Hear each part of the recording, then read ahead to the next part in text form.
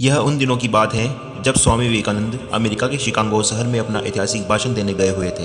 अपने भाषण को सफलतापूर्वक पूरे विश्व के पटल पर रखकर अन्य देशों की यात्रा पर निकले। इसी क्रम में वह फ्रांस के एक प्रसिद्ध विद्वान के यहाँ रुके। वहाँ स्वामी जी के रुचि अनुसार भोजन की व्यवस्था थी। भोजन के उपरांत वेद वेदांत और धर्म की बड़ी बड़ी रचनाओं पर शास्त्रार्थ आरंभ हुआ। शास्त्रार्थ जिस कमरे में हो रहा था वहाँ एक मेज पर लगभग 700 पृष्ठ की एक धार्मिक पुस्तक रखी हुई थी। स्वामी जी ने उस पुस्तक को देखते हुए कहा, मैं इसका अध्ययन करना चाहता हूँ। फ्रांसीसी विद्वान आश्चर्यचकित हो गया है। विद्वान ने कहा, मैं इसका अध्ययन स्वयं 1 महीने से कर रहा हूँ, अभी तक आधी पुस्तक ही पढ़ पाया हूँ। स्वामी जी ने कहा, यह आप मुझ पर छोड़ दीजिए। विद्वान ने स्वामी जी को पुस्तक सौंप दी। जैसे ही 1 घंटा बीता, फ्रांसीसी विद्वान उस कमरे में आ गया।